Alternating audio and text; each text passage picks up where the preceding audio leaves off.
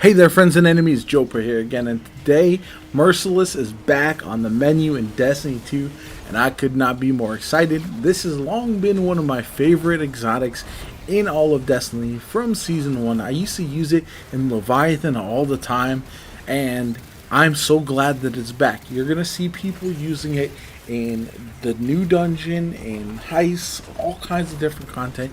The reason being, while it got a minor adjustment that I don't think is going to propel it into the meta by itself, there's also been some other changes in the game recently that have made people more aware that this gun could still slap.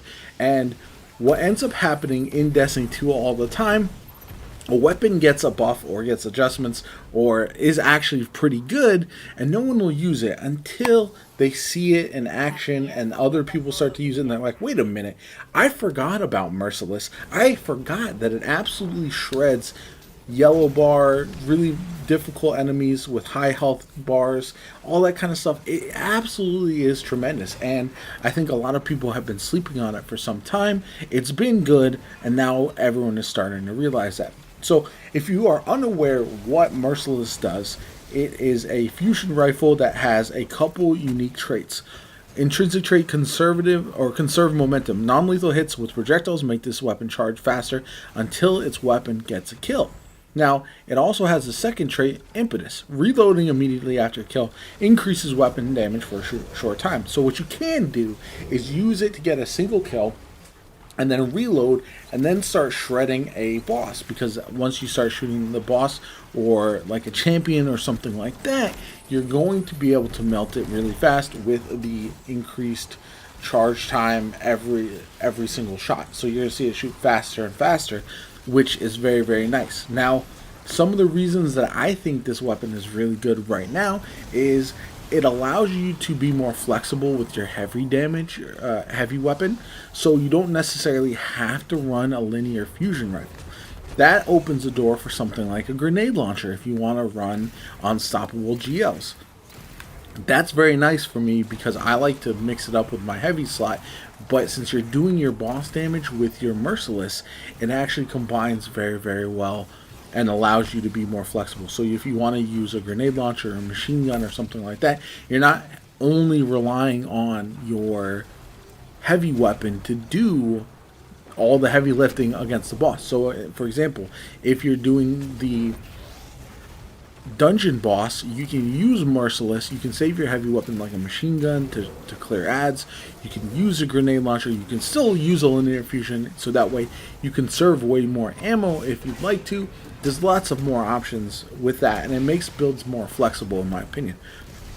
It also works nicely with a lot of the new mods that are out this season, specifically Monochromatic Maestro. Now, dealing damage with elemental abilities grants increased damage to weapons of the same element for a short duration.